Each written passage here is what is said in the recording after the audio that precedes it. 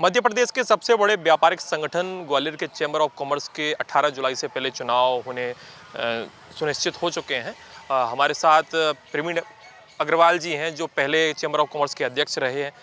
अब जो है प्रत्याशी उनने अलग घोषित किया है, पारस जैन को घोषित कर दिया है। ये पहली बार है जब पारस जैन को प्रत्याशी घोषित किया है कि चुनाव की तारीख और जो है निर्वाचन आयोग को डिसाइड किए बिना प्रत्याशी का घोषित किए जाना। इसी पे जो है प्रवीण जी से बात कर लेते हैं, क्या पूरा मामला है, कैसे हुआ और आपका टिकट जो कटा है, पूरी रूपरेखा बता दीजिए। देखिए, ये बहुत विस्तार से मैं बहुत सारी जगह मतलब जब साफ़ हो चुका है ये मामला।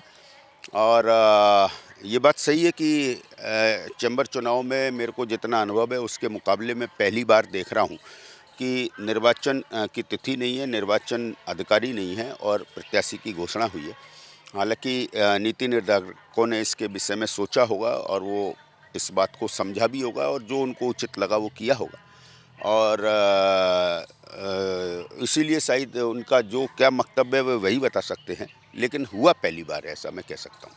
क्या आप अध्यक्ष भी हैं, आपसे बिना चर्चा के या कोई बैठक हुई या पहले से आपको आवाज़ था कि टिकट कटने वाला है या टिकट डिसाइड होने वाला है, ऐसा कुछ?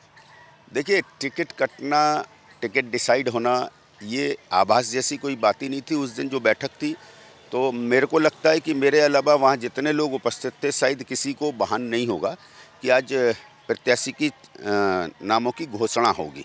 मुझे लगा कि एक रायशुमारी होगी, चूँकि अभी निर्वाचन अधिकारी नहीं है, निर्वाचन की तिथि नहीं है, तो एक बेहतर रायशुमारी के बाद एक बेहतर पैनल व्हाइट हाउस का उतरे जिससे व्हाइट हाउस की 6 की 6 सीट आए। ऐसा सबका प्रयास होना चाहिए, उस लिहाज से वही चीज़ होना चाहिए थी।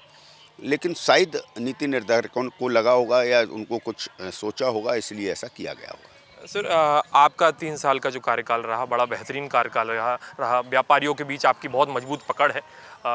ये सब चीज़ें होने के बावजूद और पिछले जो 3 साल पहले जब चुनाव लड़ा था तो आपको खुद उन्होंने कहा कि आप चुनाव लड़िए, इसके बावजूद आपका अचानक से टिकट काट देना।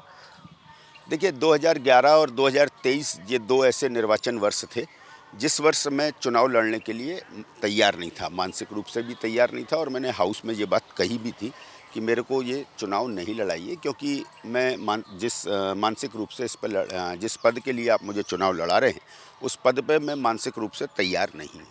लेकिन मुझे हाउस का वास्ता दिया गया कि हाउस के लिए ये करना ज़रूरी है, तो मैंने अपनी इच्छा के विपरीत हाउस की बात मानी और वो निर्वाचन में आया। और मैं अपने सदस्यों का बहुत धन्यवाद देना चाहूँगा, व्यापारी समाज का, कि 2011 में मुझे उन्होंने निर्विरोध निर्वाचित किया और 2023 में मेरे को अध्यक्ष पद के लिए चुना।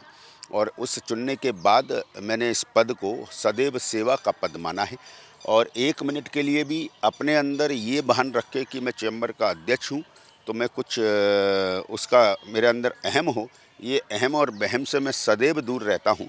और सिर्फ एक काम था कि चैम्बर आम व्यापारी और उद्योगपति का विश्वास का द्योतक बने।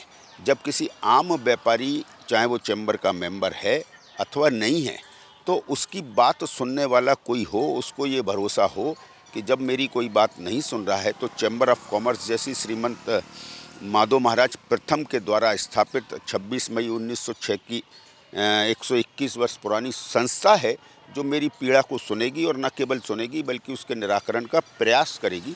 इसी दृष्टि से मैंने सदैव काम किया और इसमें मेरे को ऐसा लगता है, मेरे आत्म मूल्यांकन में ऐसा लगता है कि मैं उसमें सफल हुआ। और इसका परिणाम है कि चाहे वो मुरार की लूट हुई हो जिसमें 2.5 करोड़ रुपए की लूट हो, या ऐसे अन्य मामले हैं जो हमारे सदस्य नहीं थे, लेकिन अगर उन पर कोई आपदा विपदा आई और उन्होंने चैम्बर को संपर्क किया तो चैम्बर ने उसका मुखरता से सामना किया। और न केवल चैम्बर ने मुखरता से सामना किया बल्कि उसका निराकरण का प्रयास किया। और उसका परिणाम ये हुआ कि चैम्बर की सदस्य संख्या बढ़ी। और एक आश्चर्यचकित बात कि हमारी साधारण सभा ने 31 मार्च 2025 को 26 को ये निर्णय लिया 31 मार्च 25 को ये निर्णय लिया कि हम 21,000 रुपये से हमारी साधारण सदस्य की फ़ीस 51,000 रुपये कर दी गई, एंट्री फ़ीस। 2.5 गुना फीस होने के बावजूद ऐसा लगा था कि शायद अब सदस्य आगंतुकों की संख्या, इच्छा सदस्य बनने के लोगों की इच्छा रखने वाले व्यापारी उद्योगपतियों की संख्या शायद कम होगी।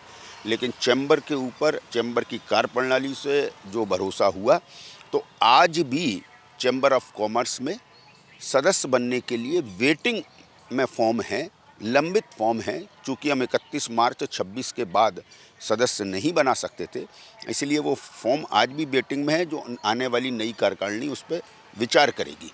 तो कुल मिला के मेरा उद्देश्य एकमात्र है कि ये ग्वालियर चंबल संभाग के व्यापारियों की आवाज़ बने, और ग्वालियर चंबल संभाग के व्यापारियों की आवाज़ बनते हुए, चूँकि ये Madhya Pradesh chamber of commerce and industries है, इसलिए पूरे मध्य प्रदेश का नेतृत्व करे और मध्य प्रदेश की आवाज़ बने, इस दिशा में काम करना है। और मुझे हम लगातार उस दिशा में बढ़ भी रहे हैं।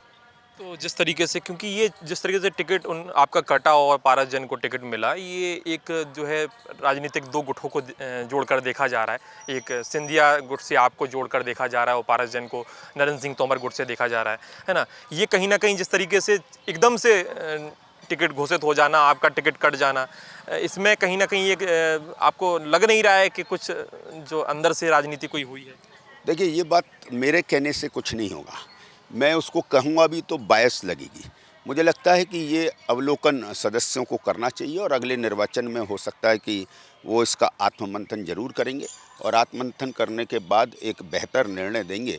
यहाँ तक रही गुट की बात, तो ये कोई ऐसा मुझे नहीं लगता कि ये इस बेस पे टिकट घोषित हुआ होगा कि किसी गुट को टिकट देना है।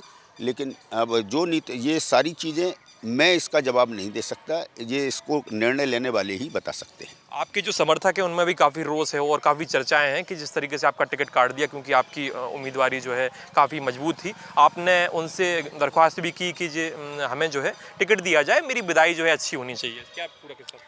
देखिए, मैंने ये बात ज़रूर कही थी कि मैं 2 बार जब मैं नहीं लड़ना चाहता था तो मुझे कहा गया कि आपको हाउस के लिए लड़ना चाहिए, और चूंकि मेरा एक मिशन है, मैं एक चाहता हूं कि ये Madhya Pradesh chamber of commerce and industries Gwalior Chambal संभाग से आगे बढ़ के मध्य प्रदेश में इसका विस्तार हो, तो इस लिहाज से मैंने उनसे कहा कि मेरे को ये मेरा अंतिम कार्यकाल होगा और इसमें मेरी अगर सम्मानपूर्वक विदाई करेंगे तो मुझे अच्छा लगेगा।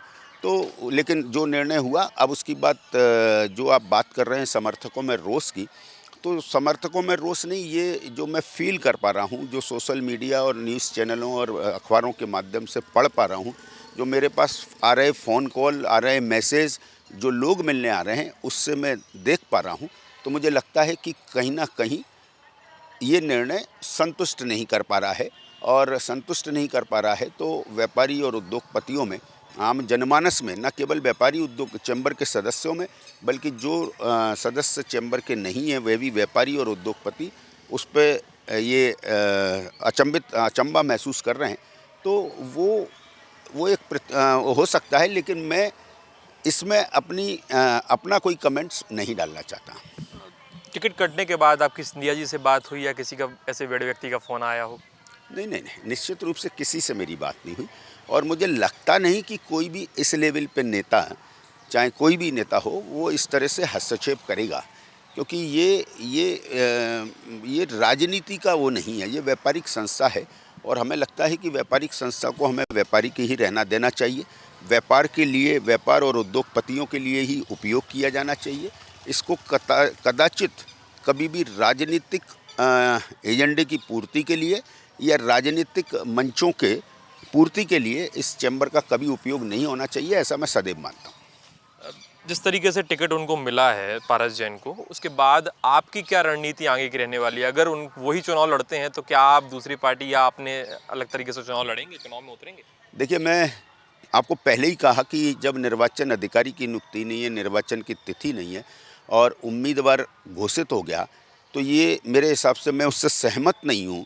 तो मैं अपने बारे में अगर अभी से जो राय व्यक्त कर दूंगा तो दोनों विपरीत बातें हो जाएंगी, क्योंकि मैं जो कहता हूँ उस पर खुद भी अमल करता हूँ। इसलिए मुझे लगता है कि इस पर अभी कुछ भी कहना, जब तक कि निर्वाचन की कार्यकारिणी समिति में निर्वाचन की तिथि और निर्वाचन अधिकारी का नाम नहीं तय हो जाता, जब तक इस विषय पर कुछ कहना, मुझे लगता है कि मेरी जो कही गई बातें हैं वो करनी। इसमें संभावना है कि आप चुनाव लड़ें? संभावनाएं तो हैं। देखिए, संभावनाएं कुछ भी हो सकती हैं।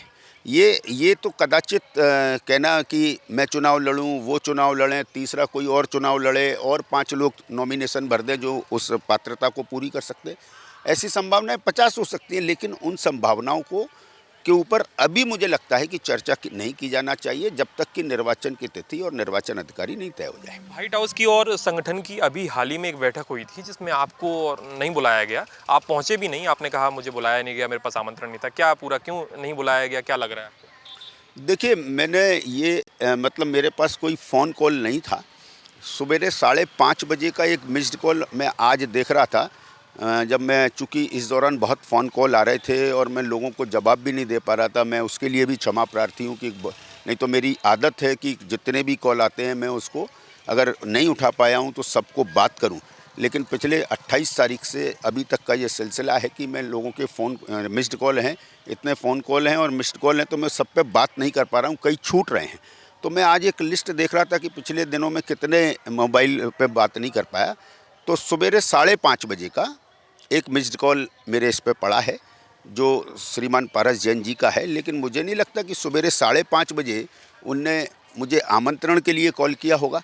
जो मैं अंदाज़ लगा सकता हूँ कि वो शायद गलती से लग गया होगा, लेकिन मुझे नहीं लगता कि किसी को भी आमंत्रण अगर दिया जाता है तो वो सवेरे 5:30 बजे कॉल किया जाएगा। बिल्कुल। अब जिस तरीके से चीज़ें बन रही हैं और पारस जैन जी से आपके कैसे संबंध हैं और क्या आपको क्या लगता है अगर वो उम्मीदवार के तौर पे घोषित हुए हैं तो क्या सही उम्मीदवार घोषित हुआ है, अलग नज़र से देखें तो? देखिए, ये मूल्यांकन करने का भी मुझे अधिकार नहीं है। चैम्बर में प्रत्येक व्यक्ति को एक पद पे एक वोट डालने का अधिकार है। तो मेरे अच्छा या मुझे बुरा कह देने से कोई फ़र्क नहीं पड़ता। वो तो जब मतदान होगा, लोग हमारे चैम्बर के सदस्य जो निर्णय देंगे, व्यापारियों की सर्वोच्च अदालत जो निर्णय देगी तथ्यों के आधार पर पूरे इस 3 साल के उसके टेन्योर के आधार पर, तब ये जाके तय होगा कि ये सही निर्णय है कि गलत है। अभी ये असमंजस में है चीज़ें कि प्रवीण जी चुनाव लड़ेंगे कि नहीं लड़ेंगे, ये आगे वाला वक्त बताएगा, क्योंकि अभी तक जो है निर्वाचन अधिकारी घोषित नहीं हुआ है। अभी पारस जैन जो है उम्मीदवार हैं। बाकी आप क्या सोचना है इस पूरी खबर के बारे में हमें कमेंट सेक्शन में ज़रूर बताएं। द प्रेस हिंदी के लिए कैमरामैन विजय के साथ मैं सूर्य प्रताप सिंह, ग्वालियर से।